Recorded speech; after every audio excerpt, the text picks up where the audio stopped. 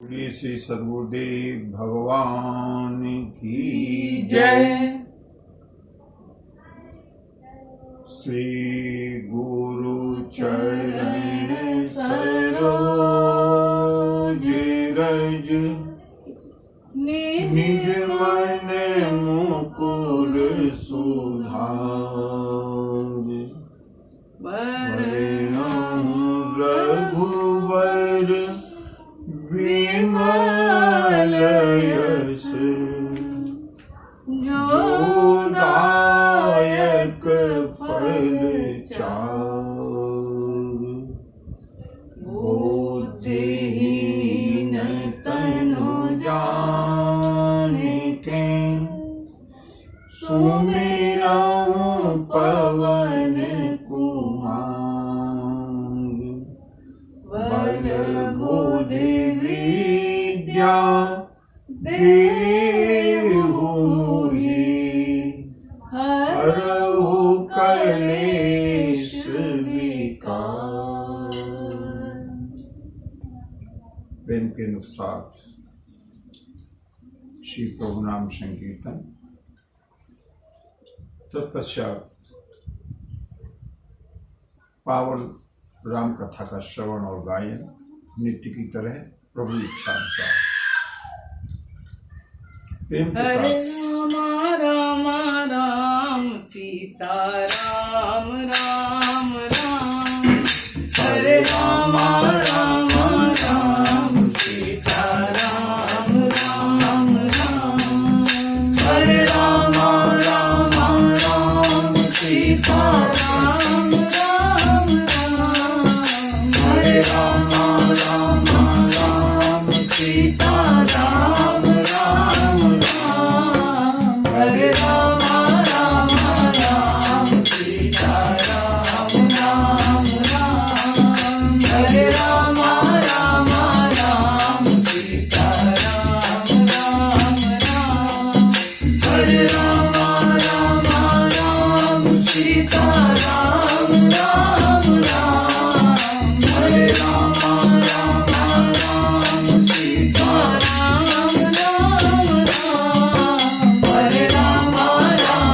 राम सीता राम राम राम। हरे राम राम राम सीता राम राम राम। हरे राम राम राम सीता राम राम राम। हरे राम राम राम सीता राम राम राम। हरे राम हरे राम हरे राम राम राम सीता राम राम राम। हरे राम राम राम सीता राम राम राम। हरे राम राम राम सीता राम राम राम। हरे राम राम राम सीता राम राम राम। बोले सियावर रामचंद्र की जय बजरंग बली की की जय बाबा विश्वनाथ की की जय।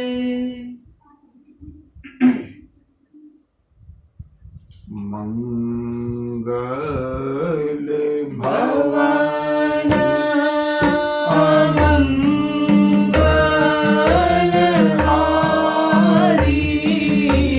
मंगल भवन अमंगलहारी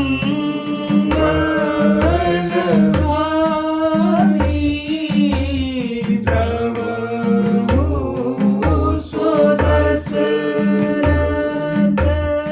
अजित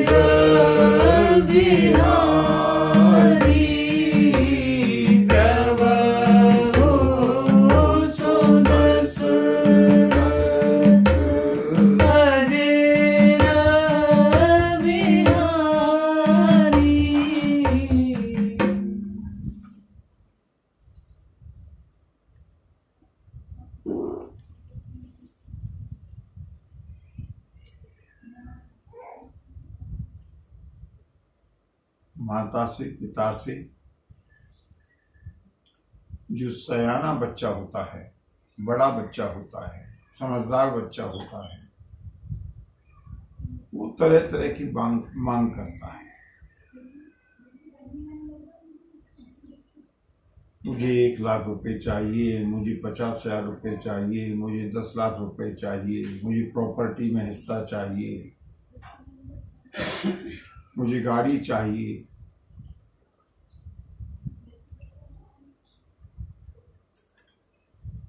बंधुओं, डिमांड तब होती है, मांग तब होती है जब बुद्धि सयानी होती है।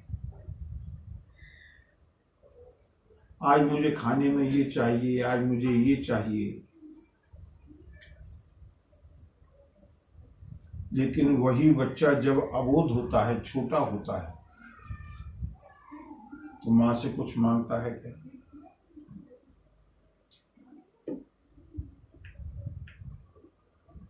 मुझे रुपए चाहिए, मुझे पैसे चाहिए, नहीं।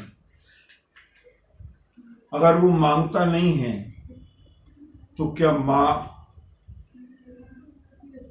उसकी आवश्यकताओं की पूर्ति नहीं करती? किसी पिकनिक टूर पर जाना है, एक बच्चा 21 साल का है, 22 साल का है और एक बच्चा 6 महीने का है।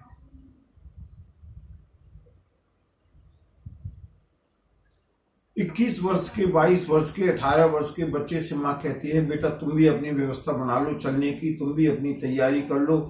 अब ये सारा टेंशन, ये सारा हेडेक उस बच्चे का है कि वो अपनी क्या क्या तैयारी करता है। जाना छोटे बच्चे को भी है, 6 महीने के, 1 साल के बच्चे को भी जाना है। वो कोई तैयारी नहीं कर रहा। क्या उसकी तैयारियों में कोई कमी रह जाएगी?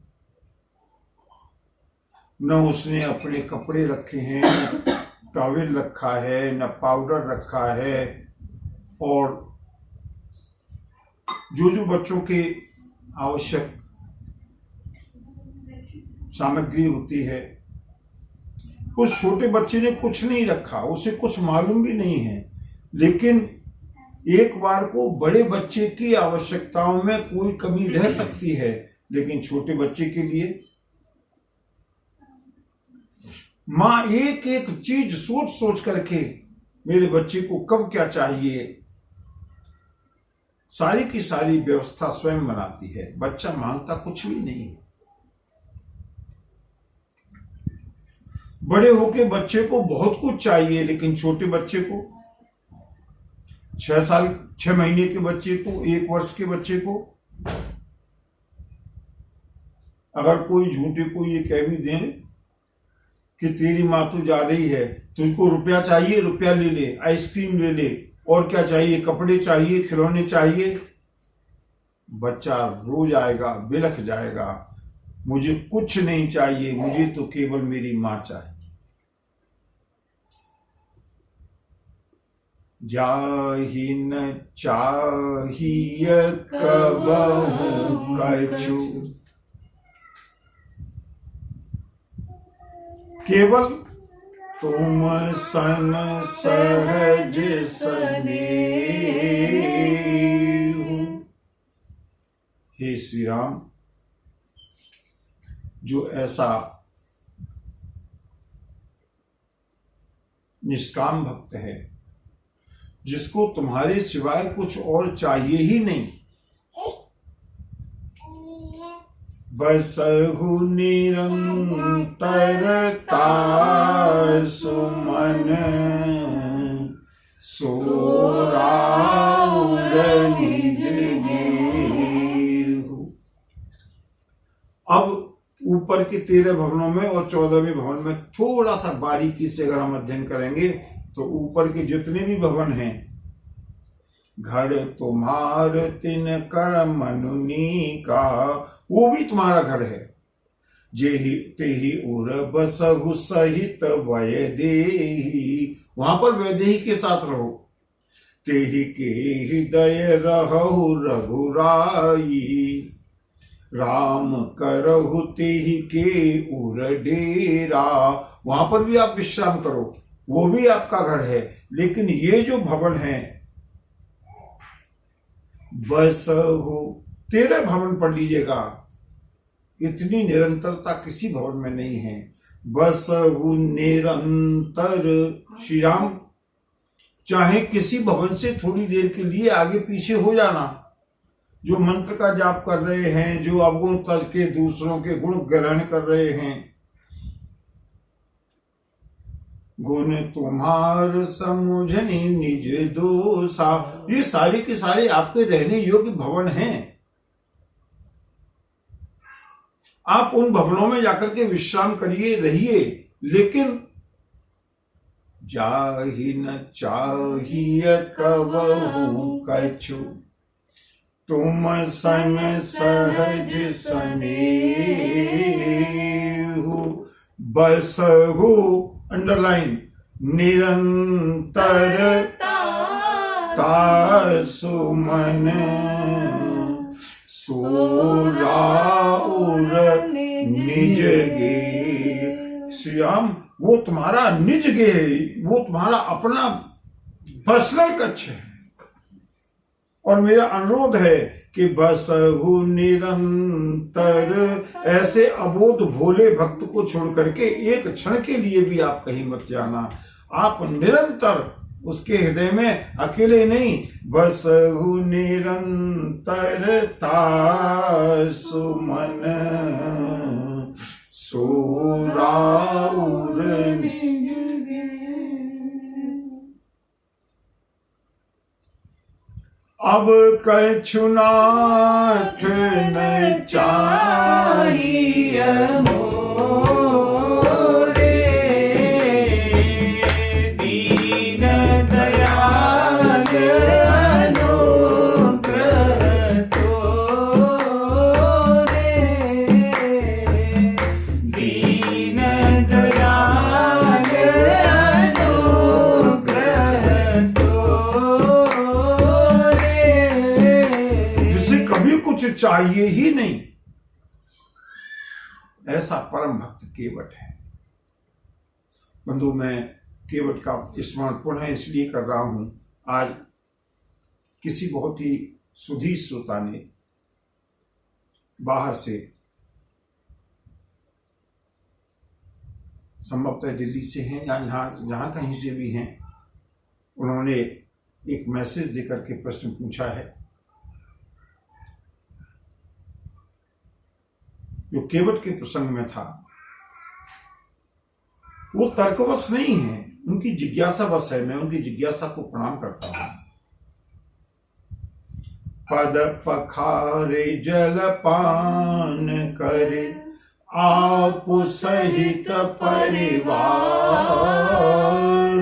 केवट ने प्रभु श्री राम के चरण कमलों को पखारा है, पद पखार, और उसके बाद जलपान करे, चरणोदक लिया है, स्वयं ने लिया है, और आप सहित परिवार। और उसके बाद आगे जो जिज्ञासा है वो ये है कि कौन पितर थे, किसके पितर थे, कब किसको तृप्त किया। पितर पार कर प्रभु ही पुने। पहले केवट ने अपने पितरों को तृप्त किया, पितरों का उद्धार किया, अपने पितरों का। जो कहीं समझने में अगर असुविधा रही हो, मैं पुनः स्पष्ट करता हूं, अपने पितरों का। आप थोड़ी सी जिज्ञासा ये थी कि ये पितर अब तक कहां थे, अब उसका उद्धार कैसे हुआ। मैंने कल या परसों के प्रसंग में बताया था।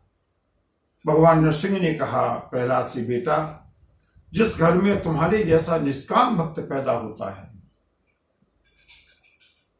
तुम्हारे जैसा भगवत भक्त पैदा होता है, उसकी 21 पीढ़ियों का मैं स्वतः ही उद्धार कर दिया करता हूं। पितर हमारी माइथोलॉजी के अनुसार हमारे पूर्वज हैं। वो पूर्वज हैं जो किसी कारण से, यद्यपि मुझे इस बारे में बहुत गंभीर जानकारी नहीं है, गहराई, लेकिन जितना मैंने संतों से सुना है, शास्त्रों में पढ़ा है, वो पितृ योनि को प्राप्त होते हैं। जो तृप्त नहीं हो पाते, जिनका कहीं जन्म नहीं होता, वो पितृलोक हो जाते हैं और वो इस बात की प्रतीक्षा में रहते हैं कि कब हमारे कुल में कोई ऐसा भगवत भक्त, ऐसा कोई कुल तारक पैदा हो जो हमारा भी इस पितृलोक से उद्धार हो।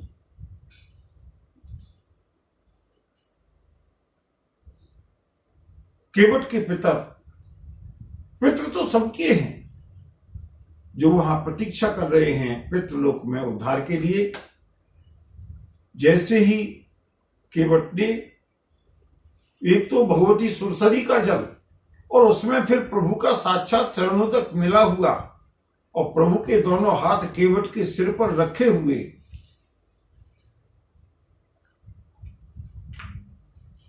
देखी सुरन दुंदुभी बजाई, यही सम पुण्य पुंज को नारी, यही सम पुण्य पुंज को जो अतृप्त पितर थे, जो पितृलोक में निवास कर रहे थे, प्रतीक्षा में थे, आजकल की भाषा में कहें तो वेटिंग लिस्ट में थे उद्धार के लिए, उन सब पितरों को पितर पार कर उनका उद्धार किया। उनका उद्धार तो होना ही था जब केवट जैसा भगवत भक्त हुआ और प्रभु ही पुण्य। तब प्रभु को अपनी नाव में बिठा करके केवट ने गंगा के उस पार लगाना शुरू किया। ये उस दिन का भावार्थ था। इसमें अगर कहीं कुछ असुविधा समझने में रह गई हो, मैंने कहा था ना, मुझे बहुत अच्छा लगा। स्वागत है किसी भी समस्या का, किसी भी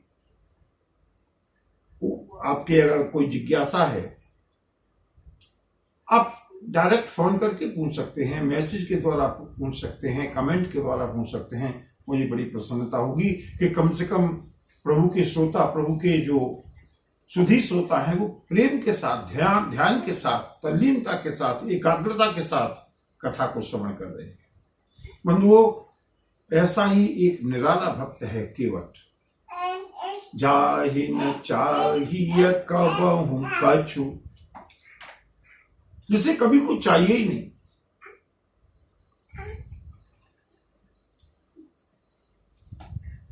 एक सबसे अनूठा भवन है ये, सबसे दिव्य भवन है, 14वां भवन। महर्षि वाल्मीकि ने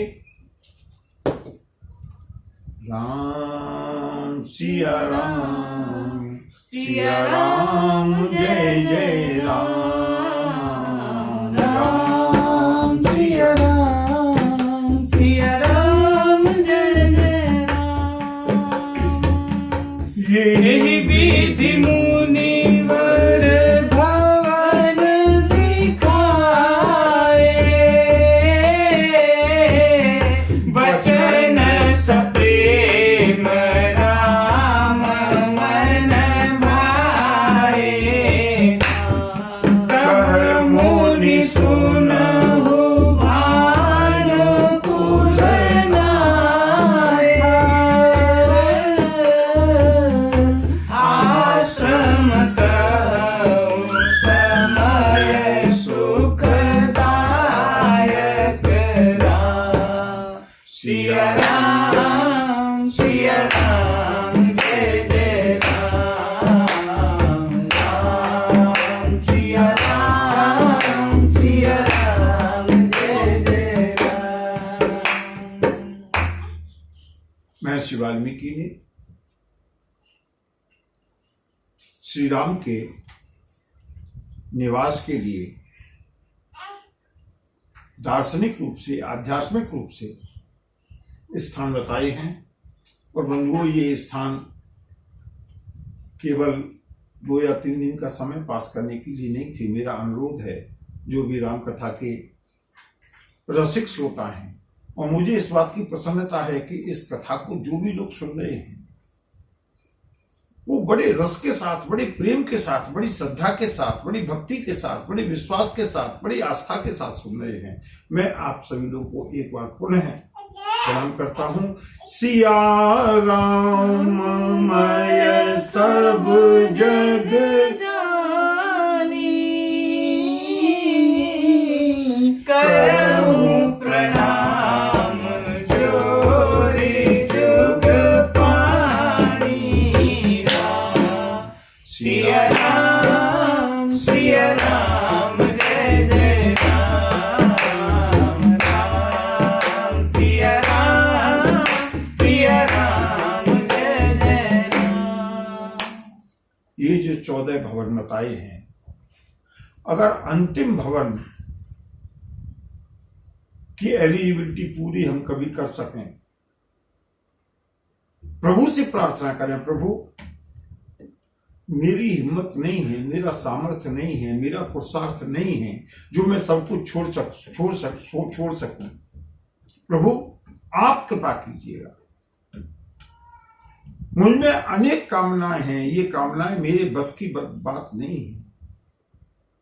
मुझको धन चाहिए, मुझे संपत्ति चाहिए, मुझे तो अनेक वस्तुएं चाहिए, लेकिन आप इतनी कृपा कीजिए कि धन दौलत और किसी को दो, बस दे दो अपना प्यार मुझे।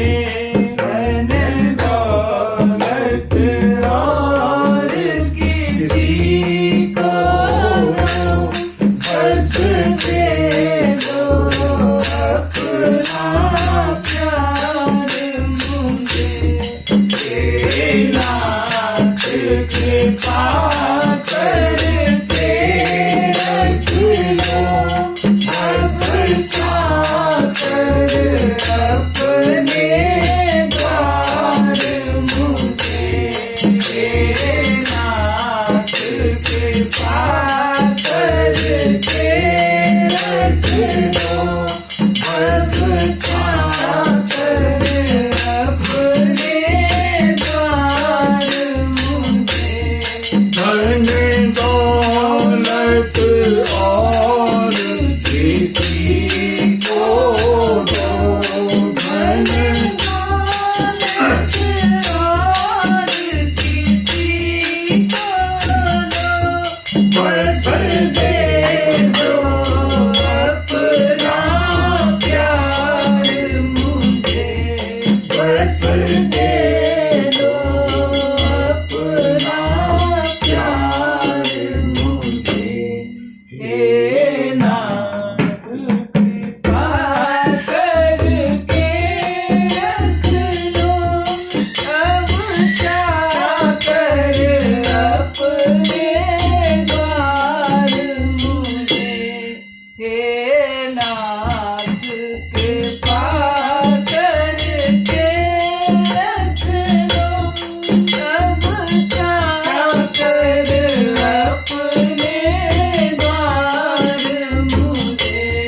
धन दौलत और किसी को दो, बस दे दो अपना प्यार मुझे। धन नाथ कृपा किसी को चाकर अपने द्वार मुझे। बस चाकर अपने द्वार मुझे। बस चाकर अपने द्वार मुझे। धन दौलत और किसी को दो, बस दे दो अपना प्यार मुझे। गाना नहीं, गाना नहीं, बंधुओं, अपने हृदय की पुकार को प्रभु के पास तक पहुंचाना।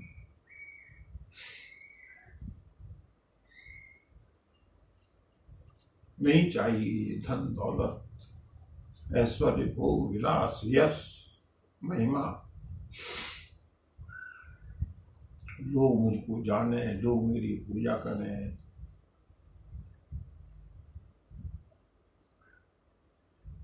धन आवे, संपत्ति आवे, नहीं। बस दे दो अपना प्यार मुझे। भक्त प्रवर सुदामा जी गए हैं श्री द्वारकाधीश के पास मिलने के लिए।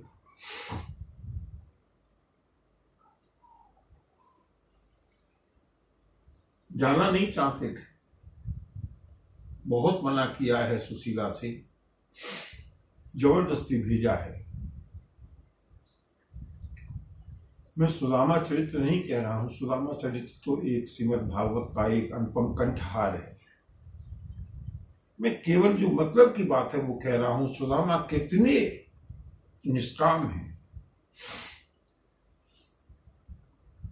गए हैं, द्वारिका में रहे हैं। सोने की द्वारिका में रहने वाला वो कंगाल सुदामा, एक बार भी मन में ये नहीं आया कि इसमें से जरा भी संपत्ति मुझे मिल जाए।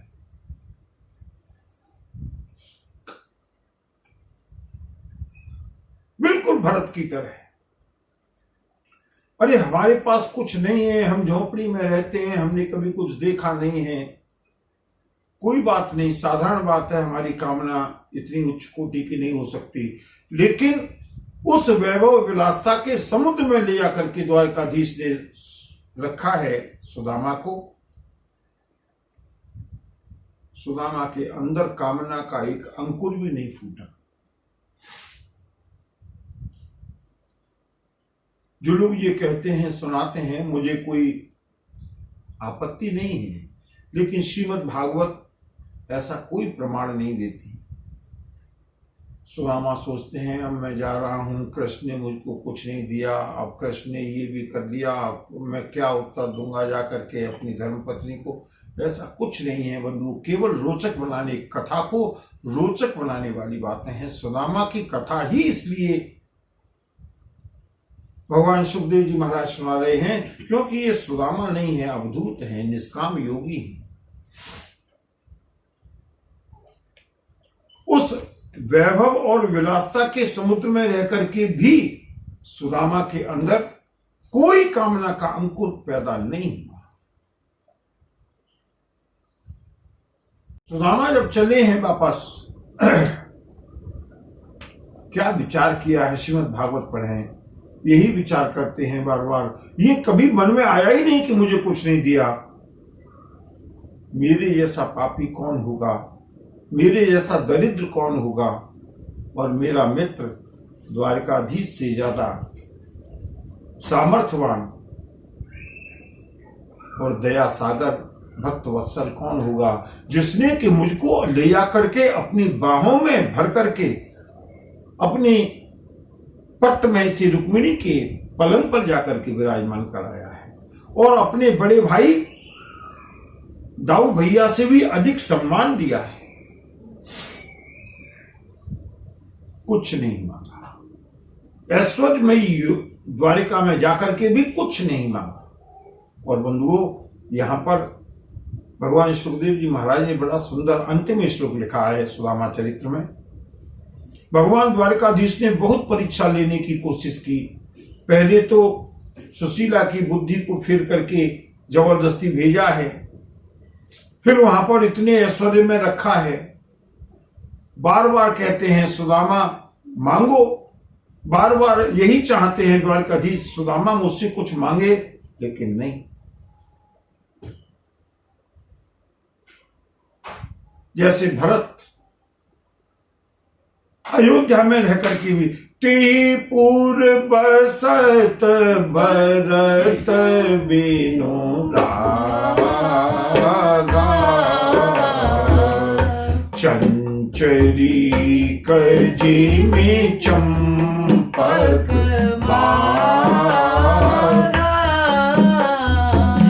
अवधूत, ये हैं परमहंस, ये हैं साधु।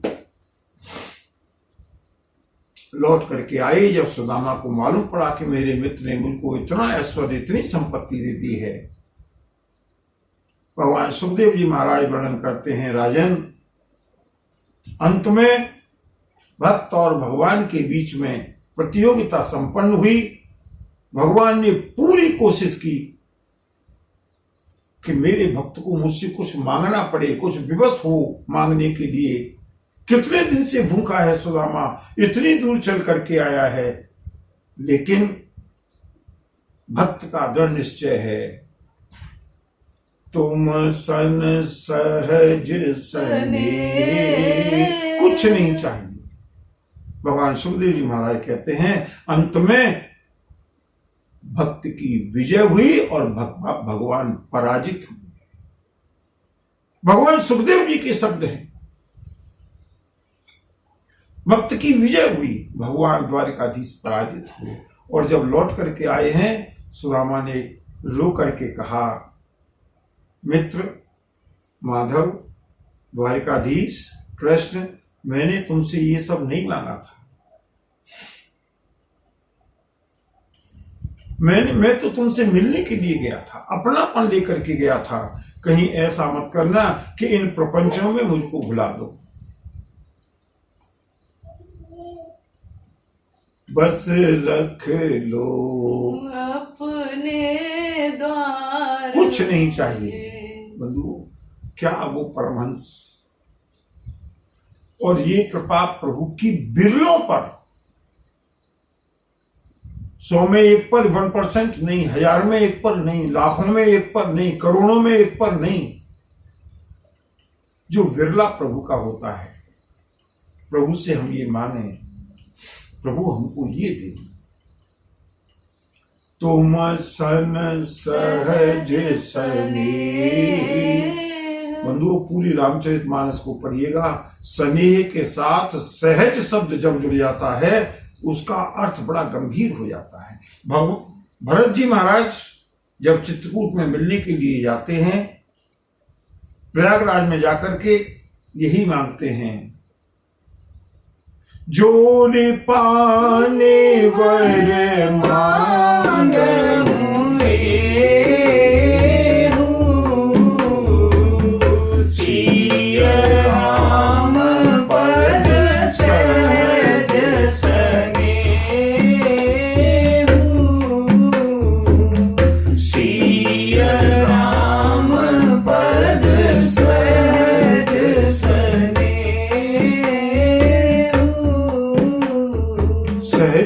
ऐसे ही नहीं जोड़ दिया, वो सहज शब्द के अंदर इतनी गंभीरता है। सहज शब्द का अर्थ क्या है? यहां पर भी महर्षि वाल्मीकि कहते हैं, तुम सन सहज सने। सहज का अर्थ सहज माने क्या होता है? सह माने साथ में, ज माने जन्म लेने वाला, जो साथ में जन्म लेने वाला है, जिसके लिए कोई पुरुषार्थ नहीं करना पड़े। जैसे हमारी श्वास, क्या हमको श्वास को लेने में कोई पुरुषार्थ करना पड़ता है? श्वास सहज है, जाकी सहज श्वास श्रुति चारी, सो हरे पढ़ यह कौतुक भारी। श्वास सहज होती है, जैसे ही जन्म होता है, सहज, सह माने साथ में, ज माने जन्म लेने वाली, जैसे ही जन्म होता है श्वास आना प्रारंभ हो जाता है। और जब तक श्वास रहती है तब तक मनुष्य का जीवन है, और जैसे ही श्वास टूटी, जीवन का खेल समाप्त। श्वास को लेने के लिए हमें कोई पुरुषार्थ नहीं करना। चाहे हम बिजनेस में हैं, चाहे सर्विस में हैं, चाहे परिवार में हैं, चाहे भोग विलास में हैं, चाहे क्लब में हैं, चाहे विवाह शादी में हैं, चाहे पढ़ाई में हैं, चाहे परीक्षा दे रहे हैं, कुछ भी कर रहे हो, हमको ध्यान नहीं है, लेकिन श्वास सहज है, निरंतर चल रही है। उसी तरह से हमको कोई प्रयास न करना पड़े। प्रभु, हम आपसे प्यार करें, प्रेम करें, अगर मैं प्रेम करूंगा तो कभी न कभी धोखा हो जाएगा। भूल जाऊंगा। तुम सन सहज स्नेह, हे प्रभु ऐसा स्नेह दीजिए जैसा भरत जी मांगते हैं। सिय राम पद सहज स्नेह, कुछ पुरुषार्थ नहीं करना पड़े, कोई साधना नहीं करनी पड़े, आपके स्नेह के सहारे, आपके प्रेम के सहारे ये दास भी काट ही लेगा खुशी से जिंदगी के दिन। ये दास भी काट ही लेगा खुशी से जिंदगी के दिन। जो करुणा करके करुणा कर कमल कर सर पे फेरा हो। जो करुणा करके करुणा कर कमल कर सर पे फेरा हो। उनको अगर प्रभु से मांगना है, कल्प वृक्ष के नीचे जाकर के अगर हम प्रभु से मांगने के सुख संपत्ति दे दो, स्वास्थ्य दे दो, पुत्र पौत्र आदि दे दो, वो बिल्कुल इस तरह से है जैसे कल्प वृक्ष के नीचे जाकर के हम मूली मांग रहे हैं, गाजर मांग रहे हैं। नहीं, ये वो दरबार है जब सब कुछ निबट जाता है, तब जब केवट ने कुछ नहीं दिया, तब विदा कीन करुणा यतन भगत विमल वर दे। जीवन का सुख, जीवन का आनंद, जीवन की शांति उस किसी अवधूत से पूछो, उस किसी साधु से पूछो, उस किसी भक्त से, उस किसी योगी से पूछो जिसके जीवन में जाहि न चाहिए कबहु कछु, कुछ नहीं चाहिए। हे राम, वो तुम्हारा निरंतर वो रहने योग्य घर है, उस घर को कभी छोड़िएगा नहीं। महर्ष वाल्मीकि ने स्थान दिखाए हैं और अब महर्षि वाल्मीकि ने कहा, सुनो राम, अब मैं तुम्हारे रहने योग्य जो लौकिक रूप से तुम वनवास में जा रहे हो ना, उसके लिए मैं तुमको स्थान बताता हूं। चित्रकूट गिरि करहु निवासु,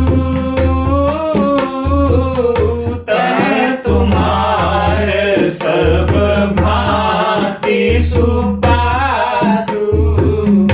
शैल सुहावन कानन चारु, करि के हरि मृग बिहग बिहारू। नदी पुनीत पुराण बखानी, अत्रि प्रिया निज तप बलवानी। सुर सरिधार नाम मंदाकिनी,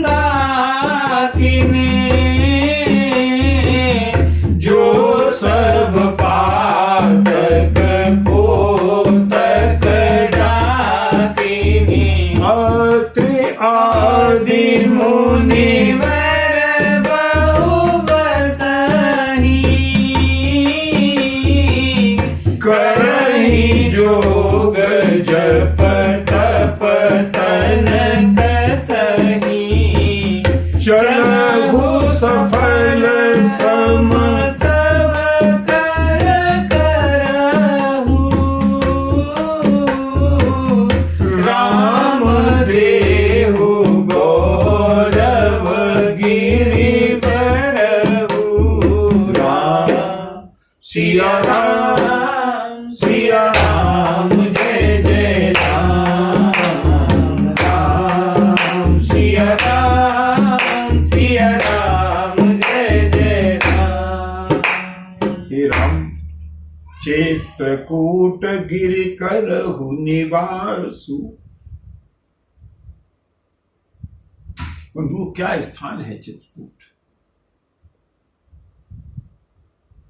श्री राम के, भगवान कृष्ण के अनेक तीर्थ हैं, लेकिन जो धाम है ना, वो मुख्य रूप से अवध धाम, श्री वृंदावन धाम, श्री चित्रकूट धाम। क्यों? द्वारका भी प्रभु का धाम है, यहां प्रभु ने राज्य किया है, लेकिन ये धाम विशेष रूप से इसलिए है कि यहां पर प्रभु ने नंगे पैर भ्रमण किया है। चाहे श्री वृंदावन धाम हो, जहां 11 वर्ष तक मेरे श्याम सुंदर ने अपने नंगे सुकोमल पैरों से गोचारण किया है, गायों को चराया है, वन वन में श्री वृंदावन धाम का एक एक कण मेरे श्याम के रज से प्लावित है। और उधर से चित्रकूट धाम, जितना समय प्रभु नंगे पैरों श्री वृंदावन धाम में रहे हैं, लगभग उतना ही समय चित्रकूट धाम में रहे हैं। 11 वर्ष तक श्री वृंदावन धाम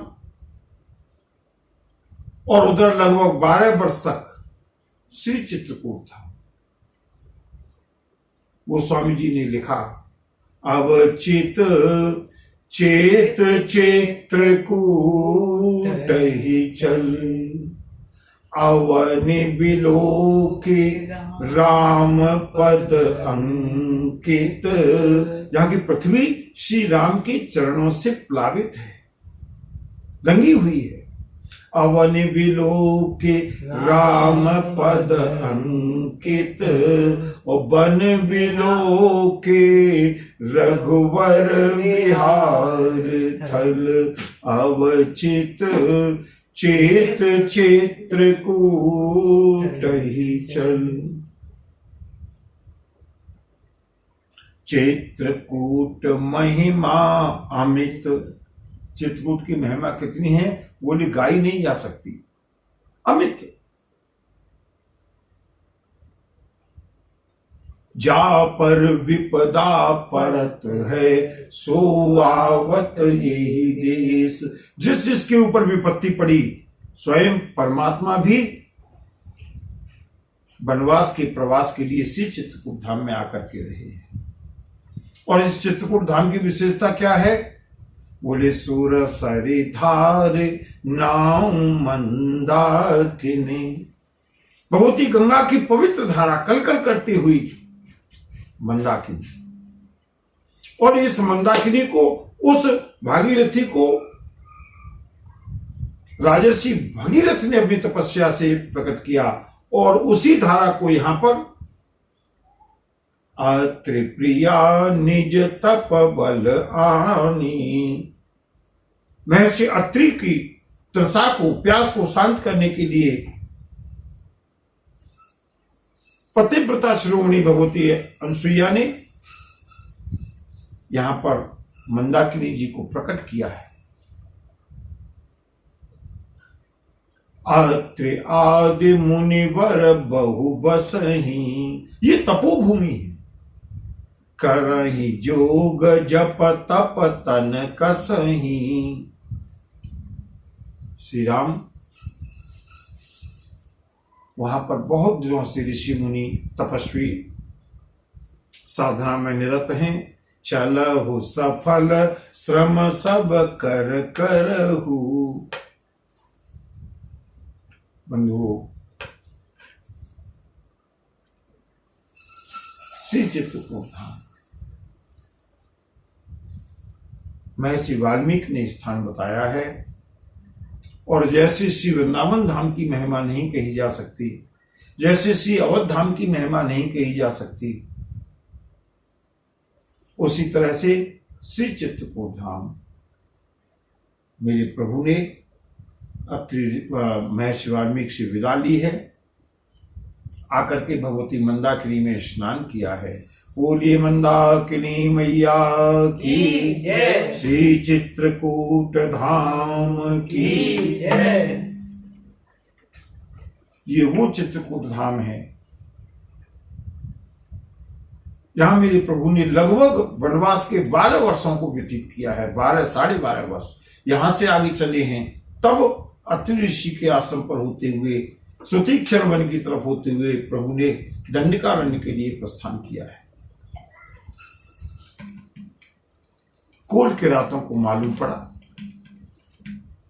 कोल की रात वेश सब आए, रचे परन तन सदन सुहाए। राम सिया राम सिया राम जय जय राम। राम सिया राम सिया राम जय जय राम। ये कोल की रात कौन है? बोली ये देवता हैं।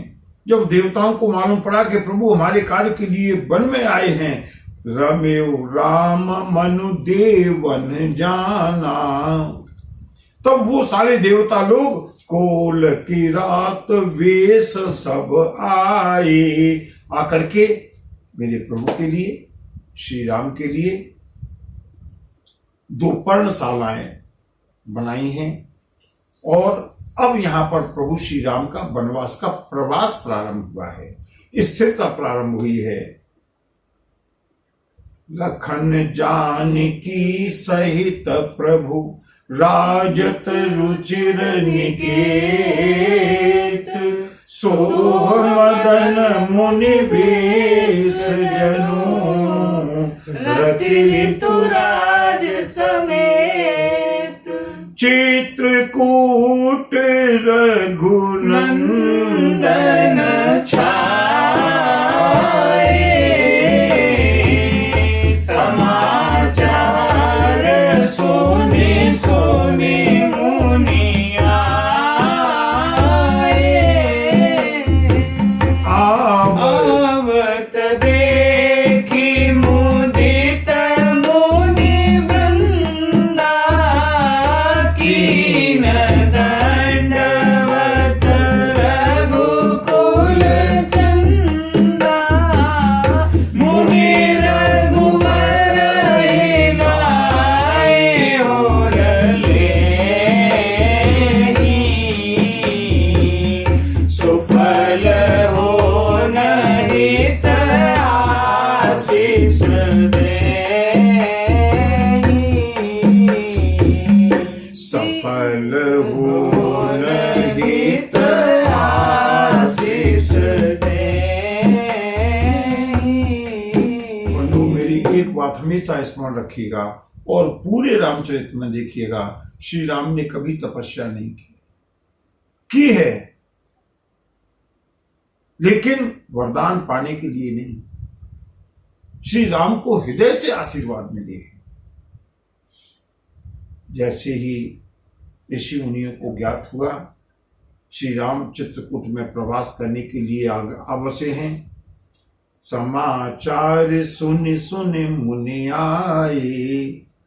ऋषि मुनि आते हैं, प्रभु सबको दंडवत करते हैं और सबके सब सुफल हो नहित आशीष देहि, आशीर्वाद देकर के विदा होते हैं। पहले जो आए थे कोल किरात वो कौन थे?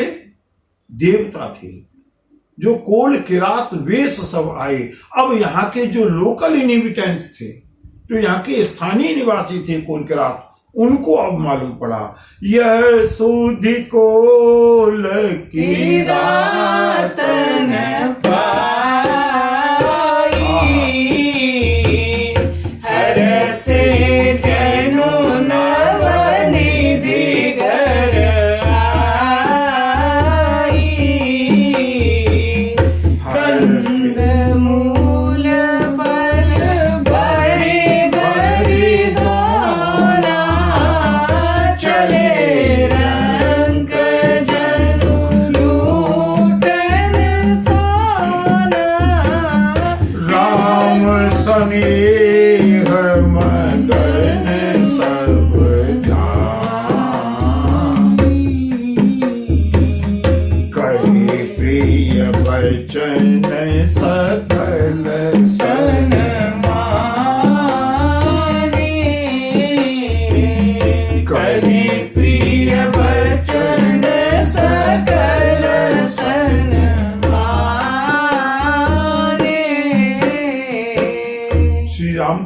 अवतार किसके लिए हुआ? रावण को मारने के लिए नहीं, श्री राम का अवतार हुआ है इन आदिवासियों के लिए, इन कुल के रातों के लिए। जैसे ही कुल के रातों को भीलों को मालूम पड़ा, कंद मूल दोनों में भर भर के लाए हैं प्रभु श्री राम को भेंट करने के लिए। कर रही जुहार, दूर से दंडवत करते हैं, प्रणाम करते हैं, जोहार करते हैं, वंदना करते हैं। प्रभु श्री राम ने देखा सब के सब प्रेम के वश में हैं। कही प्रिय वचन सकल सन्माने, प्रभु श्री राम ने सबका सम्मान किया है। और बंधुओं, जब कुल की रातों की भाषा 2 मिनट देख लें, यहां पर तो प्रभु श्री राम का चित्रकूट प्रवास प्रारंभ होगा और ये वो स्थल है जहां प्रभु श्री राम का साधु शिरोमणि भरत से समागम होगा, मिलन होगा। चित्रकूट की कथा तो अनुपम कथा है। और बंधुओं, जिन लोगों ने श्री चित्रकूट धाम का दर्शन किसी कारण से नहीं कर पाया है, यदि संभव हो, मेरा अनुरोध है, एक बार श्री चित्रकूट धाम का दर्शन अवश्य कीजिए। चित्रकूट की भूमि में रम रहे अवध नरेश, वहां के रज रज में प्रभु विराजमान है, लेकिन भाव के नेत्र होने चाहिए। मंदाकिनी की कल कल बहती हुई धारा, ये कोल के रात कहने लगे, प्रभु राम सिया राम, सिया राम, जय जय राम, राम सिया राम, सिया राम, जय जय राम। धन्य भूमि बन पंत पहारा, जय जय नाथ पाओ तुम धारा। हम सब धन्य सहित परिवारा, दीख दरस भरी नयन तुम्हारा। राम सिया राम, सिया राम, जय जय राम, राम सिया राम, सिया राम, जय जय राम। प्रभु,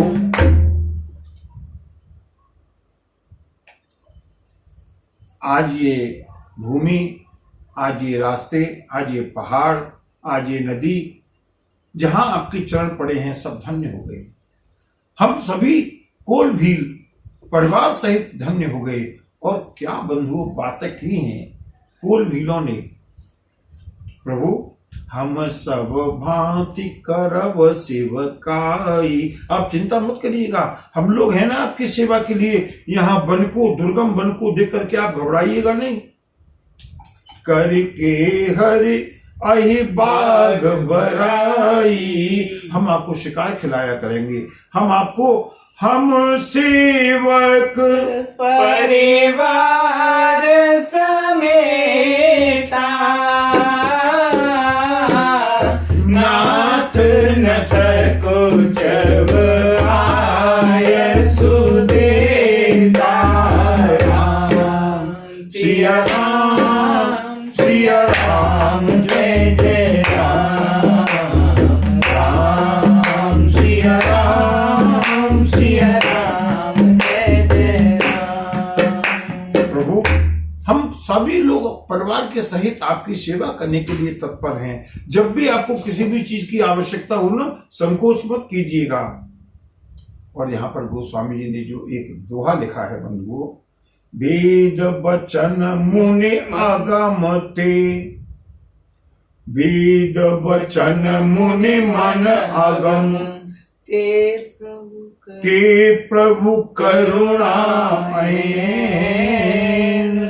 जो वेदों से भी परे हैं, वेद भी जिनकी नीति नीति कह करके गुणगान करते हैं, मुनियों के मन जहां तक नहीं पहुंच पाते, जो समाधि से भी परे हैं, वो मेरे प्रभु अखिल ब्रह्मांड नायक ते प्रभु करुणा ऐन। ओ बचन किरातन के सुनत, जिमि पितु बालक बैन।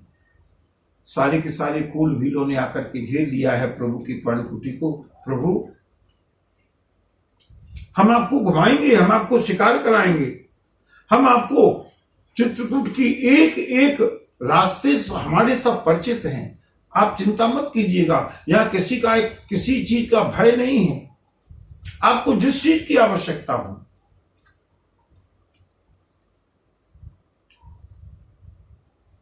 आप संकेत कीजिएगा। और प्रभु अत्यंत मगन होकर के उन कोल भीलों की बातों को ऐसे सुनते हैं, भले ही वेद वहां तक न पहुंच सकें, भले ही ऋषि मुनियों की समाधि वहां तक न पहुंच सके, लेकिन वचन किरातन के सुनत, जिमि पितु बालक बैन। जैसे एक पिता अपने अबोध बालक की शब्दों को सुनता है प्रेम के साथ। राम ही केवल प्रेम प्यारा, जाने देऊ जो जानने हारा। सिया राम जय जय राम, राम सिया राम जय जय राम।